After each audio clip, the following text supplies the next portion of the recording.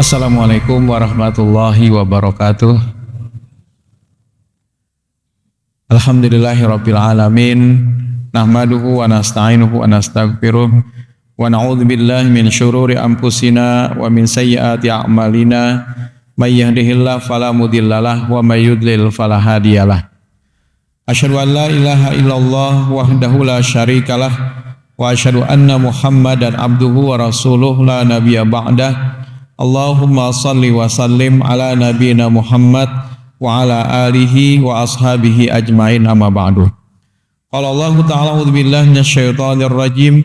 Ya ayyuhalladzina amanu taqullaha haqqa tuqatih wa la tamutunna illa wa antum muslimun. Ya ayyuhalladzina amanu taqullaha wa qulu qawlan sadida yuslih lakum a'malakum wa yaghfir lakum dzunubakum wa may yuti'illaha wa rasulahu faqad faza fauzan azima amma ba'du. Bapak-bapak, ibu-ibu hadirin wal hadirat jamaah salat maghrib rahimani wa rahimakumullah. Puji dan syukur marilah bersama-sama kembali kita panjatkan kehadirat Allah Subhanahu wa taala atas limpahan segala nikmat dan karunia-Nya jualah sehingga pada kesempatan di malam hari ini memasuki tanggal 9 Jumadil Ula 1446 Hijriah kita diberikan oleh Allah Subhanahu wa taala kelapangan, kesehatan, terlebih lagi adalah nikmat iman, Islam dan ihsannya jualah. Sehingga pada kesempatan di malam hari ini kita dapat melaksanakan salat berjamaah. Mudah-mudahan waktu yang sebentar barang 30 menit ke depan dapat menambah, pertama adalah keimanan dan ketakwaan kita kepada Allah. Yang kedua adalah dapat juga meningkatkan kualitas ibadah kita kepada Allah Subhanahu wa taala. Bahkan Nabi berjanji sebagaimana sabda beliau, "May yuridillahu bihi khairan yufaqihu fiddin." Barang siapa yang Allah ingin memberikan kepadanya kebaikan, maka Allah akan memberikan kepadanya pemahaman di dalam urusan agama. Artinya, kualitas ibadah yang dilakukan oleh orang yang faqih, orang yang berilmu, entah kita membaca atau mungkin juga dari kajian-kajian yang kita hadiri, maka insya Allah itu akan dapat meningkatkan kualitas ibadah yang kita lakukan. Sehingga kita pantas disebut oleh Rasul SAW sebagai orang-orang yang mendapatkan kebaikan. May yuridillahu bihi khairan. Jadi barang siapa yang Allah ingin memberikan kepadanya kebaikan, maka Allah akan memberikan kepadanya pemahaman di dalam urusan agama.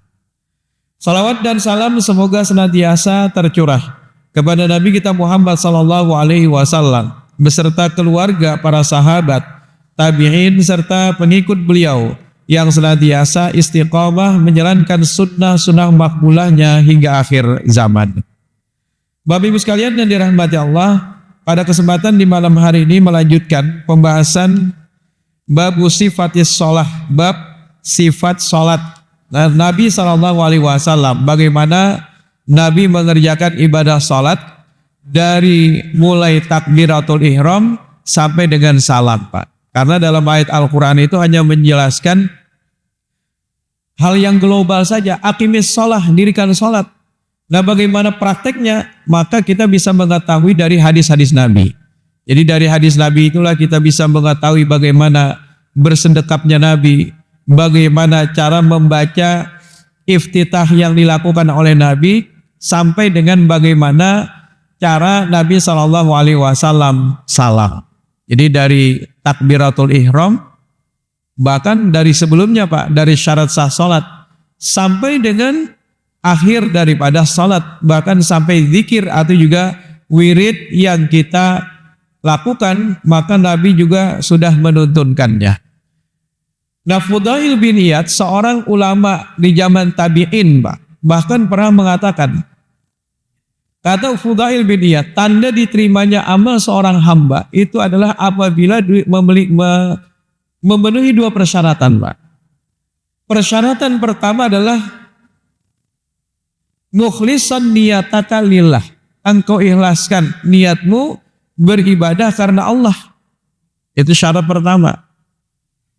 Kemudian syarat yang kedua adalah munasibat ila Rasulullah sallallahu alaihi wasallam, mengikuti, menyesuaikan dengan apa yang dicontohkan oleh Rasul. Nah, apabila dua syarat ini tidak terpenuhi, baik itu salah satunya atau kedua-duanya, apalagi salah satunya saja tidak terpenuhi, maka kata Fudail lam yuqbal, belum diterima ibadah. Jadi dua aspek ini paling penting, Pak. Pertama adalah ikhlaskan niat kita dalam beribadah karena Allah. Yang kedua adalah menyesuaikan dengan apa yang dicontohkan oleh Rasul Shallallahu Alaihi Wasallam. Maka itu dari satu kajian menuju kajian yang lain, tidak bosan-bosannya kita membahas tentang bagaimana praktek Nabi dalam sholat, agar jangan sampai ilmu kita mengerjakan sholat hanya ilmu dadakaran aja, baik. Nah, dadakaran itu ujar-ujar, qila wa qala dari matan bahari sudah, sholat ujar-ujar aja. Kita tidak ingin mengkaji dari sumber aslinya, yaitu adalah hadis Nabi Shallallahu Alaihi Wasallam. Jadi jangan sampai kita beribadah justru karena mungkin keterbatasan kita dalam belajar, akhirnya kita hanya ikutan, umpatan aja dari zaman bahari misalnya kita mengerjakan sholat sampai sekarang. Nah, paling tidak ketika kita mengerjakan takbiratul ihram, seperti apa caranya? Oh, ini ada hadisnya. Jadi paling tidak meningkat kualitas kita yang dulunya adalah sebagai muqallid. Muqallid itu orang yang bertaklid, Pak. Yang dia beribadah hanya ikut-ikutan saja.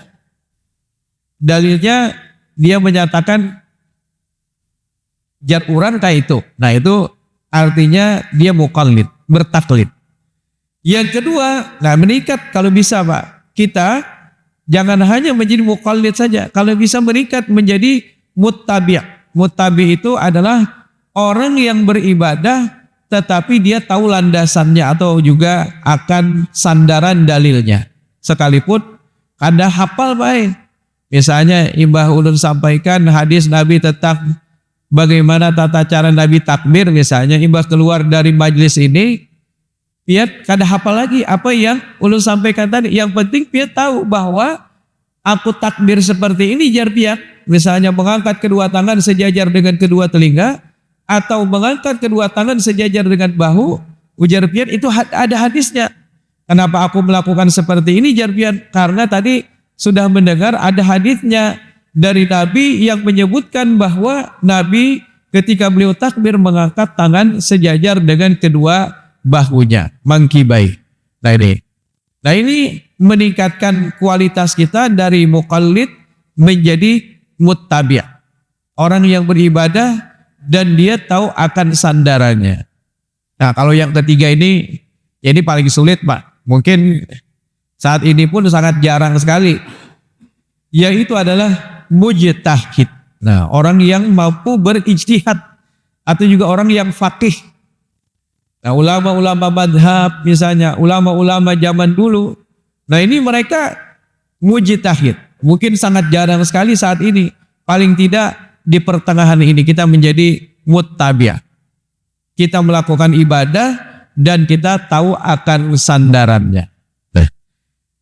Sehingga dua persyaratan, apabila pertama adalah ikhlas niat kita dalam beribadah karena Allah, yang kedua adalah munasiban ila Rasulillah, maka inilah tanda ibadah yang kita lakukan adalah ibadah yang diterima, Pak. Kalau salah satunya saja misalnya sidin ikhlas, bahkan 1000%, padahal yang namanya hitungan itu hanya 100%. Jasidin aku ikhlas benar Jasidin, tapi ternyata tidak menyesuaikan contoh Nabi, maka lam yuqbal, kata Fudail bin Iyad, tidak atau belum diterima ibadahnya. Atau sebaliknya, dia melakukan menyesuaikan dengan contoh Nabi tapi tidak ikhlas, maka ini juga kata Fudail lam yuqbal, belum diterima ibadahnya. Nah, kita berharap dua-duanya kita dapatkan, kita melakukan dengan ikhlas. Yang kedua adalah menyesuaikan apa yang kita kerjakan sesuai dengan contoh Nabi Shallallahu Alaihi Wasallam. Bapak Ibu sekalian yang dirahmati Allah, sampai kepada hadis nomor 282. Walin Nasai wa Abi Daud, dari riwayat Nasai dan juga Abu Daud. Min hadisi Rifa'ah bin Rafi', dari hadis yang diriwayatkan oleh Rifa'ah bin Rafi'. Innaha la tatimus salatu ahadikum hatta yusbighal wudu kama amarahullahu ta'ala. Sesungguhnya tidak sempurna tatimmu, tidak sempurna salat seseorang kecuali dia memperbagus wudunya. Hatta kama amarahullah, sebagaimana yang Allah perintahkan. Jadi dia berwudu sebagaimana yang Allah perintahkan, minimal 4 pokok wudu yang dia sempurnakan.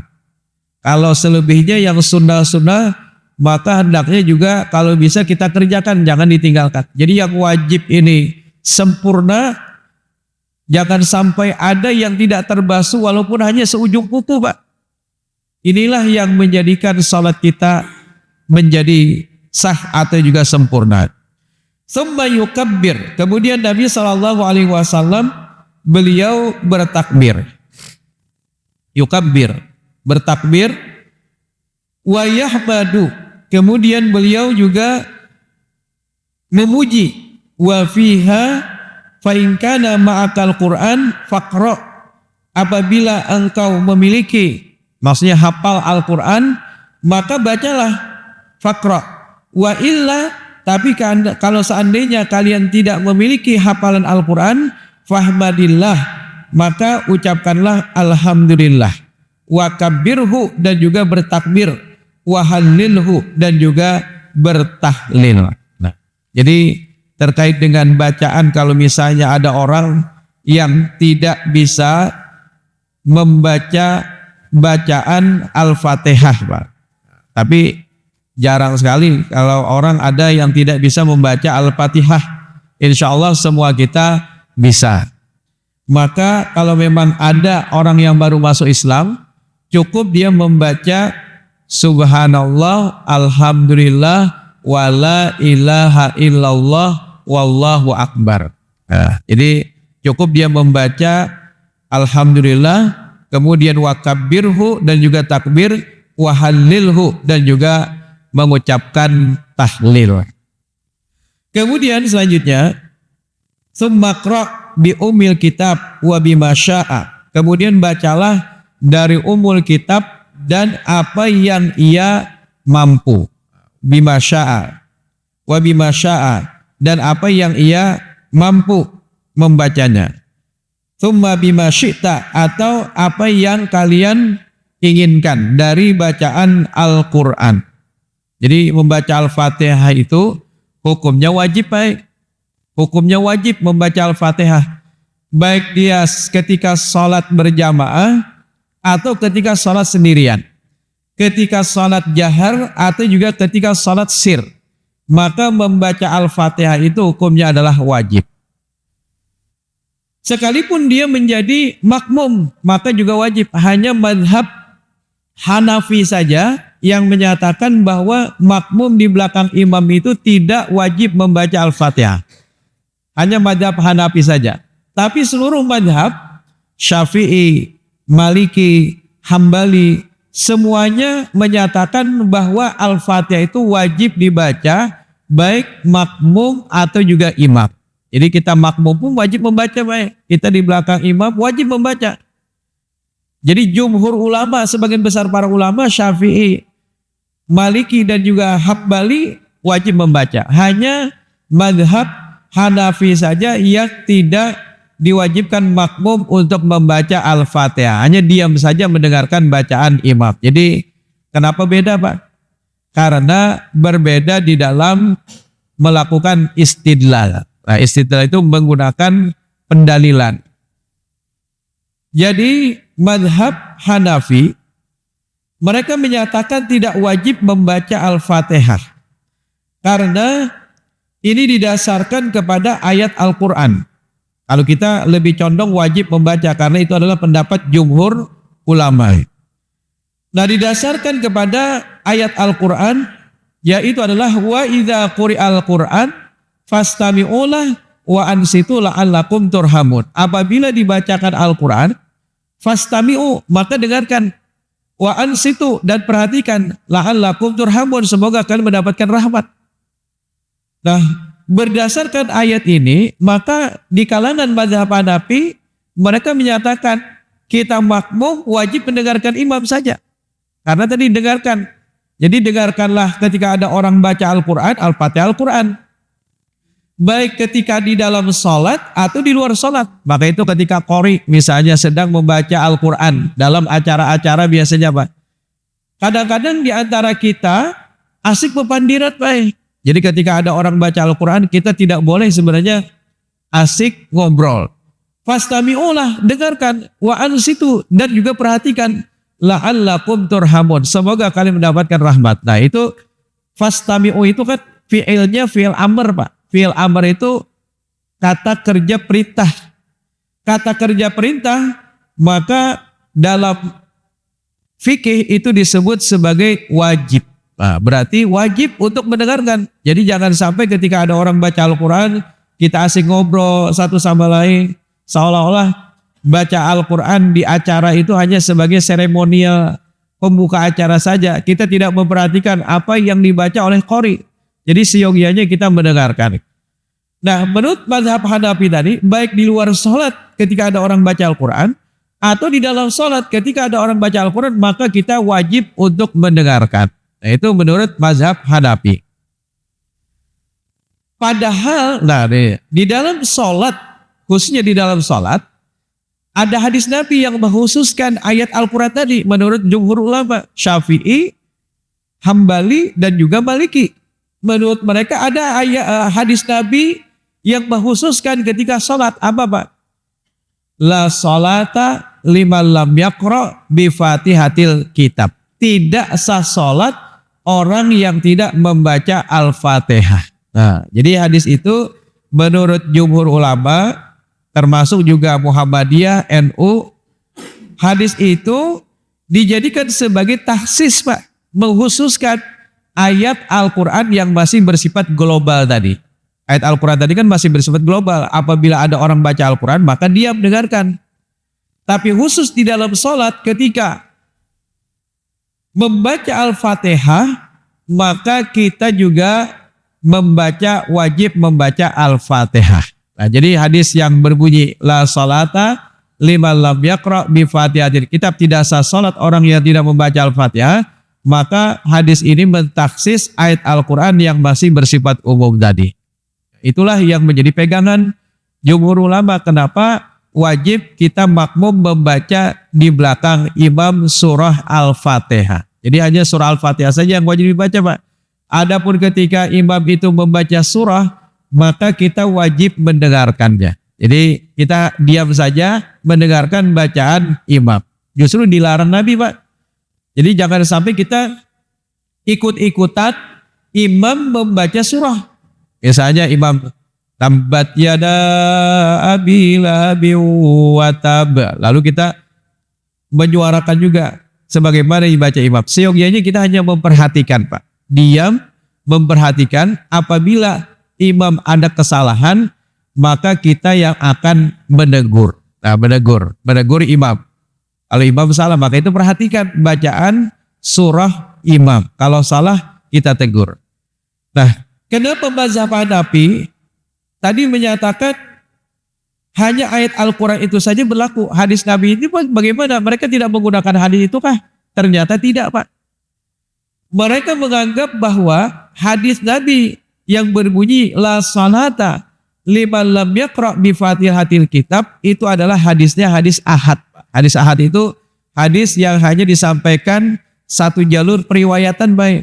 Kalau mutawatir ini kan disampaikan oleh banyak para sahabat. 2 lebih para sahabat yang menyampaikan.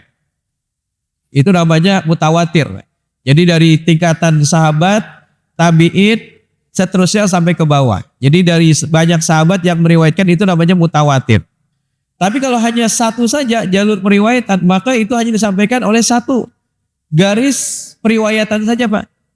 Nah ini menurut mazhab metode ijtihad mazhab Hanafi, hadis ahad itu tidak bisa digunakan untuk mentaksis ayat Al-Quran. Jadi kedudukan hadis ahad itu menurut mereka tidak bisa mentaksis ayat Al-Quran. Sementara jumhur ulama menyatakan bahwa sekalipun hadis itu hadis ahad, sepanjang derajatnya masih derajatnya sahih, atau paling tidak derajatnya hasan, maka hadis itu masih bisa mentaksis ayat Al-Quran. Jadi fungsi hadis itu kan pertama menjelaskan apa yang masih bersifat global dalam Al-Quran. Yang kedua bisa juga mengkhususkan hukum yang dalam Al-Quran itu masih disebutkan secara umum. Yang ketiga, fungsi hadis bisa juga apa? Yaitu menambah hukum yang belum disebutkan dalam Al-Quran. Misalnya, di dalam Al-Quran hanya menyebutkan hurrimat alaikumul maitah waddam walahmul khinzir wa ma uhilla li ghairillah. Diharapkan atas kalian memakan apa Pak? Pertama adalah hurrimat alaikumul maitah. Diharamkan bagi kalian memakan bangkai. Bangkai dilarang bagi kalian. Kemudian waddam. Dam itu adalah darah yang dikentalkan lalu jadi hati Pak. Hati-hati di Bali, kalau pian berkunjung ke Bali, hati-hati ketika masuk rumah makan, sekalipun rumah makannya rumah makan Padang Pak. Sebab ternyata pemiliknya bukan orang Padang. Kalau pasti Padang, pasti Muslim Pak. Tapi terkadang banyak rumah makan di sana yang sudah dibeli oleh orang lokal. Dibeli oleh orang lokal, rumah makan Padang, lalu ya sesuai dengan cara mereka. Tapi kalau rumah makan betul-betul Padang itu sudah pasti Muslim, Pak. Nah, jadi khawatirnya ketika ada seolah-olah hati, ternyata ini bukan hati, Pak. Tapi darah yang sudah dikentalkan, dipreserve, jadi seolah-olah seperti hati, Pak. Ini hati-hati. Jadi hurrimat alaikumul maitah waddam walahmul khinzir, daging babi, semua varian babi itu semuanya haram, Pak. Bulunya kah? Apa saja, Pak? Pokoknya sum-sumnya kah? Semuanya haram. Kecuali kalau kita terpaksa dalam keadaan darurat. Misalnya obat, Pak, cangkang obat misalnya. Cangkang obat itu kan ada yang halal misalnya nih. Belum ada yang terbuat halal, maka ketika kita memang terpaksa harus memakan obat itu, tidak ada gantinya lagi obat yang lain, maka mau tidak mau kita dalam keadaan darurat dibolehkan bagi kita memakan sesuatu yang hukumnya tadi diharamkan. Tapi hanya sebatas itu saja. Misalnya dalam hutan tidak makan lain kecuali babi misalnya, baik. Maka pada saat daripada kita mati kelaparan, kita boleh memakannya dalam keadaan darurat. Cuma jangan sampai kekenyangan. Itu. Ini misalnya mentang-mentang sekali makan nyaman, sekalinya Jasidin lagi Jasidin sebuting lagi. Jadi sepanjang dia masih bisa bertahan, yang penting tadi sudah dia makan sehingga bisa bertahan hidup untuk bisa keluar dari hutan. Maka secukup itulah batasan dia boleh memakannya. Nah, jadi semua varian babi itu hukumnya haram, Pak. Maka itu sekarang ada namanya rumah sakit syariah, baik. Rumah sakit syariah. Di Kalimantan Selatan sudah ada satu rumah sakit syariah. Kalimantan Selatan. Dulu kadang menyebutkan karena iklan. Biar bisa cari sendiri nama rumah sakitnya. Jadi ketika ada pasien berobat, selain daripada pakaian itu sudah dipisahkan, itu tandanya syariah salah satunya, termasuk juga adalah obat-obatannya, Pak. Pasien akan diberikan obat yang jelas-jelas tersertifikasi halal. Pasien akan diberikan obat yang tersertifikasi halal. Kalaupun ada di antara obat-obat yang belum tersertifikasi halal, maka pihak rumah sakit ketika ingin memberikan obat itu, dia akan bertanya, pihak rumah sakit akan bertanya kepada keluarga pasien, mohon maaf, ini kami memberitahukan ada misalnya salah satu obat yang di situ mengandung sesuatu yang berasal dari babi misalnya. Mau enggak nih? Sementara obat lain kan ada lagi obat lain, Pak. Mau enggak? Kalau kata pihak keluarga pasien tidak mau, ya sudah, berarti tidak diberikan. Nah, tapi kalau jar keluarga pasien, ya sudahlah. Kalau memang tidak ada obat lain dan terpaksa, harus memakan, ya sudah tidak mengapa. Maka pihak rumah sakit pun akan memberikan. Nah itu tandanya masih banyak lagi hal-hal lain malah yang di situ aturan dalam rumah sakit syariah. Jadi jangan kita bilang, apa sih bedanya antara rumah sakit syariah dengan yang bukan rumah sakit syariah, yang dipisahkan. Kemudian dokter atau perawat juga yang memeriksa, kalau pasien perempuan maka yang akan menjadi dokternya juga perempuan. Perawatnya juga perempuan, dan seterusnya. Termasuk juga tadi obat-obatannya. Jadi diharapkan bagi kalian, pertama tadi bangkai, wadam, darah, walhamul khinzir, wama uhilla li ghairillah. Dan apa-apa yang disembelih menyebutkan nama selain Allah.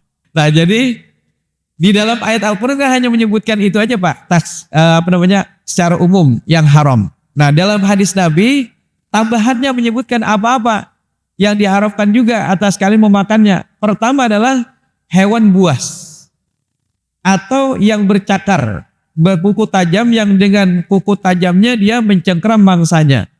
Nah itu jadi tambahan-tambahan. Atau misalnya dalam hadis Nabi, dalam ayat Al-Quran hanya menyebutkan siapa-siapa yang dilarang untuk kita nikahi. Nah dalam hadis Nabi menambahkan bahwa dilarang seseorang mengawini seorang perempuan bersama dengan bibinya. Nah, jadi misalnya kita mengawini perempuan, bibinya juga dikawini, maka haram hukumnya. Atau mengawini seseorang sekaligus juga mengawini diksanaknya, itu juga haram Pak. Nah hadis Nabi yang menyebutkan itu. Dalam Al-Quran tidak disebutkan permasalahan itu, tapi hadis Nabi menambahkan siapa-siapa saja yang wajib, yang diharamkan bagi kalian untuk menikahinya, kecuali jar kita itu turun ranjang. Nah itu baru boleh. Setelah kita menikah dengan kakaknya, ternyata kakaknya meninggal dunia, maka dia boleh menikahi adiknya. Nah, jadi bahasa Banjarnya turun ranjang, itu baru boleh. Jadi hadis Nabi yang menambahkan hukum itu, termasuk juga hadis Nabi fungsinya adalah mentaksis, Pak. Mentaksis apa yang dalam Al-Quran masih disebutkan secara global. Maka hadis Nabi lah mentaksis sebagaimana tentang membaca Al-Fatihah ketika kita sebagai makmum. Jadi tidak sah salat orang yang tidak membaca Al-Fatihah. Nah kemudian hadis itu ditaksis lagi Pak dengan hadis kedua.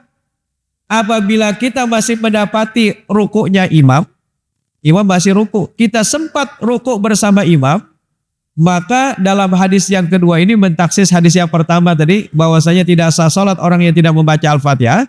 Maka hadis kedua ini menyebutkan bahwa sepanjang kita masih mendapati rukunya imam, kita masih mendapatkan rakaat yang sempurna Pak. Bahkan ada salah seorang sahabat namanya Abu Bakrah, bukan Abu Bakar Pak. Ketika Nabi Allahu Akbar ruku, jauh lagi sebelum masuk ke dalam shaf, dia sudah ruku duluan baik. Melihat Nabi ruku dari jauh, langsung Allahu Akbar supaya dapat satu rakaat.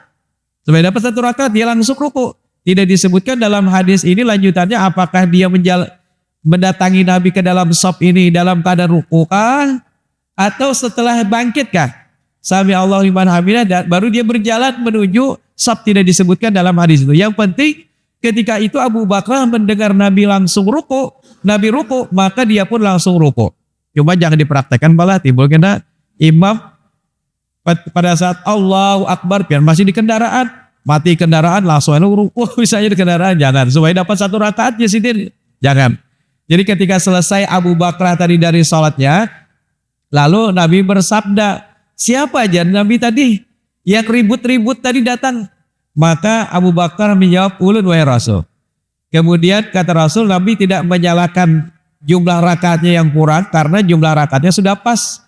Apa kata Nabi? Alaikum bis sakinah.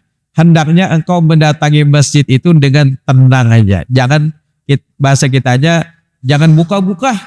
Apalagi mesin bahari itu kan dari kayu, baik. Gedebukan orang datang. Orang lagi sholat, gara-gara mengejar imam tadi, lakum dinukum walidin, kemudian imam ruku, timbul bukahan orang makmum mengejar supaya dapat satu rakaat. Maka Nabi menegur Abu Bakrah. Nah jadi Bapak Ibu sekalian yang dirahmati Allah, sepanjang orang itu masih mendapati rukunya imam, maka dia masih mendapatkan rakaat yang sempurna, Pak. Jadi langsung aja Allahu Akbar. Nah, ada yang mengatakan bersedekap dulu, ada juga yang mengatakan langsung Allahu Akbar, langsung ruku. Yang penting dia masih mendapati ruku bersama dengan imam. Maka sepanjang dia masih mendapatkan itu, berarti dia tidak masbuk. Maksudnya tidak kurang rakaatnya, masih pas saja, tidak kurang rakaatnya. Nah, Bapak Ibu sekalian yang dirahmati Allah, jadi berdasarkan hadis ini, maka membaca umul kitab itu adalah sebagai sebuah kewajiban, baik bagi kita yang sholat sendirian atau juga ketika kita mengikuti imam. Kemudian wa'ad Abi Humaid As-Sa'idi radhiyallahu taala anhu qala ra'aitu Rasulullah sallallahu alaihi wasallam idza kabbara, apabila Nabi itu bertakbir, ja'ala yadaihi hadwa mankibai, maka beliau mengangkat kedua tangan sejajar dengan kedua bahu, Pak. Jadi ketika itu bersamaan, Pak, bersamaan antara mengangkat tangan dengan ucapan takbir Allahu Akbar. Nah itu, jadi bersamaan. Boleh. Dalam hadis ini kan disebutkan tadi sejajar dengan kedua bahu. Tapi nanti ada hadis lain yang menyebutkan juga ketika Nabi mengangkat takbir, maka Nabi mengangkat kedua tangan sejajar dengan kedua telinga. Ini juga boleh. Dua-duanya boleh kita amalkan. Boleh seperti ini, boleh juga seperti ini. Jadi jangan kaget kalau misalnya ada orang sholat kok seperti ini. Oh, ternyata dia mengamalkan hadis yang ini. Kalau kita mungkin yang seperti ini karena dari zaman dulu kita diajarkan seperti ini, dan memang ada hadisnya yang menyebutkan Nabi mengangkat kedua tangan sejajar dengan uzun atau juga telinga beliau. Jadi kira-kira aja baik, harus saja diukur-ukur kayak ini. Pasca sudah aja sini nih. Harus dikira-kira saja sudah sejajar atau belum dengan kedua telinga kita. Jadi bersamaan malah Allahu Akbar. Nah, bersamaan ketika kita mengangkat, bersamaan dengan lafaz kita ucapkan takbir. Kemudian wa idza raka, apabila Nabi itu ruku, amkana yadaihi min rukbatai, maka kedua tangan beliau memegang erat rukbah. Rukbah itu lutut, Pak. Jadi kedua tangan Nabi memegang erat kedua lutut beliau. Jadi dibuka tangannya, dipegang lututnya. Memegang kedua lututnya. Tsumma hasara zahrah. Kemudian Nabi meluruskan punggungnya ketika beliau ruku, meluruskan punggungnya. Kemudian fa idza rafa'a ra'sahu, apabila Nabi mengangkat kepalanya, berarti i'tidal. Istawa, maka Nabi meluruskan. Nah, meluruskan anggota tulang. Apa namanya nih? Tulang sulbi. Maka Nabi meluruskan tulangnya hatta ya'uda kulla faqarin, maka sampai tulang belulang itu kembali ke tempatnya. Nah, jadi sampai tulang belulang itu kembali ke tempatnya, berarti telah berdiri tegak. Nah, bagaimana posisi tangan, Pak? Sebagian ada yang mengatakan lurus ke samping. Sebagian ada juga yang menyatakan yaitu bersedekap. Nah ini, mana yang lebih kita pilih? Maka kita lebih memilih yang meluruskan tangan kita ke samping ketika kita i'tidal. Karena apa, Pak? Karena penyebutan dalam hadis Nabi yang namanya ketika kita bersedekap itu hanya dilakukan ketika kita berdiri di dalam sholat. Sementara i'tidal itu sudah gerakan lain. Walaupun berdiri juga, Pak. Tapi sudah gerakan selanjutnya, Pak. Mengikuti apa yang selanjutnya. Jadi yang namanya bersedekap itu hanya dilakukan ketika berdiri. Ketika berdiri saja. Maka selain daripada berdiri, tidak lagi bersedekap. I'tidal, ruku misalnya. Kemudian tidak lagi bersedekap. Kemudian ketika i'tidal juga tidak lagi bersedekap. Inilah yang diambil oleh mereka yang berpendapat ketika i'tidal itu adalah tangan lurus ke samping. Bukan bersedekap. Cuma kita kadang menyalahkan juga. Kalau mungkin ada pendapat yang menyatakan bersedekap, ya silahkan, monggo. Yang penting kita melaksanakan apa yang selama ini kita lakukan berdasarkan apa yang ada dalam penyebutan hadis Nabi Shallallahu Alaihi Wasallam. Kemudian selanjutnya, fa idza sajada wada'a yadayhi, Apabila Nabi itu sujud, maka Nabi meletakkan kedua tangannya ghaira muftarishid wala qabidhima, yaitu adalah tidak menempel di lantai, baik.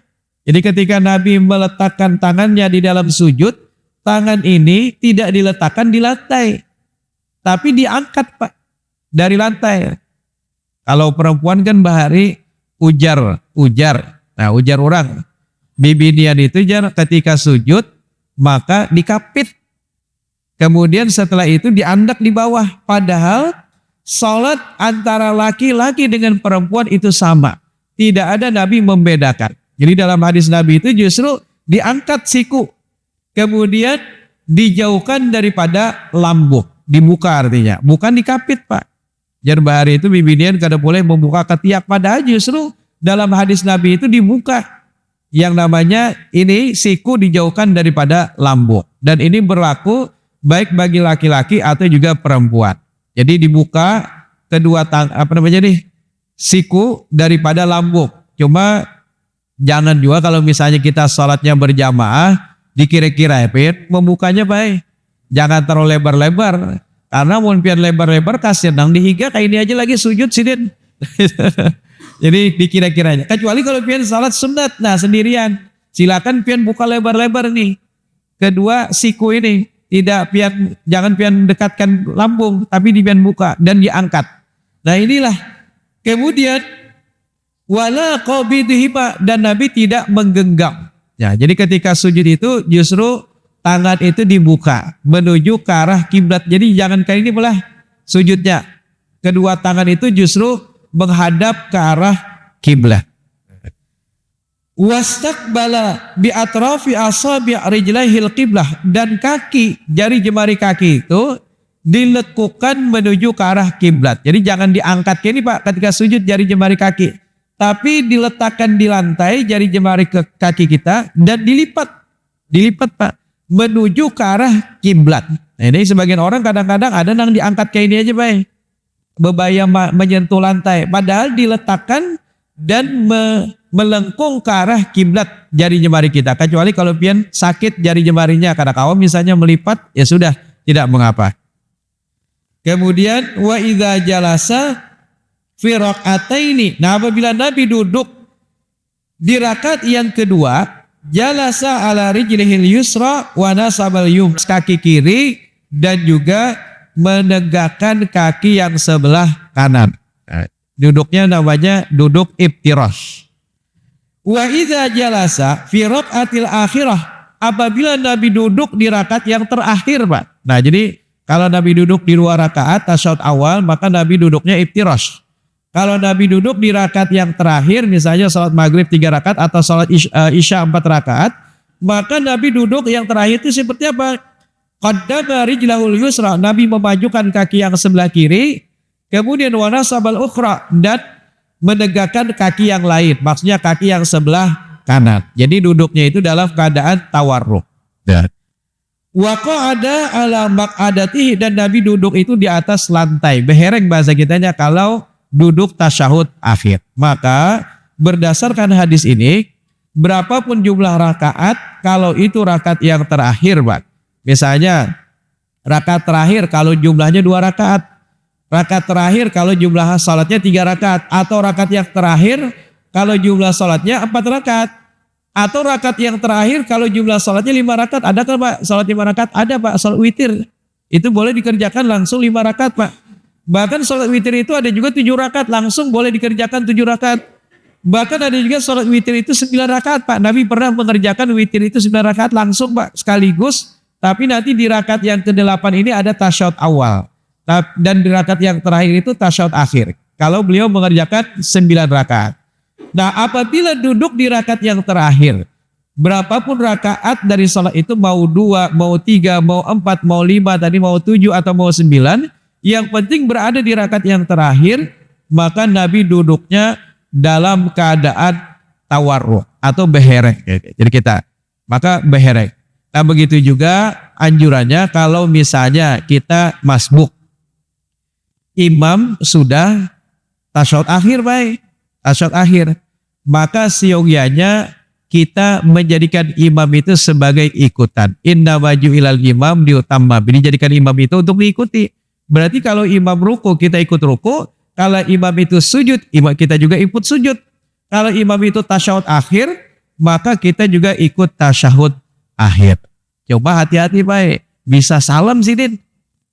Karena imam sudah salam, assalamualaikum warahmatullahi wabarakatuh. Imam, sekalinya sini gak ada keingatan bentang-bentang behereng tadi 4 juga salam nih. Ini kadang-kadang terlupa. Nah jadi kalau memang seperti itu ya sudah sini tasyahudnya iftiroh saja tidak mengapa. Walaupun tadi imam itu dijadikan untuk diikuti. Nah demikian yang bisa saya sampaikan. Lebih dan kurangnya mohon maaf. Marilah sama-sama kita akhiri dengan membaca kifaratul majlis. Subhanakallahumma wa bihamdika asyhadu an la ilaha illa anta astaghfiruka wa atubu ilaik. Wassalamualaikum warahmatullahi wabarakatuh.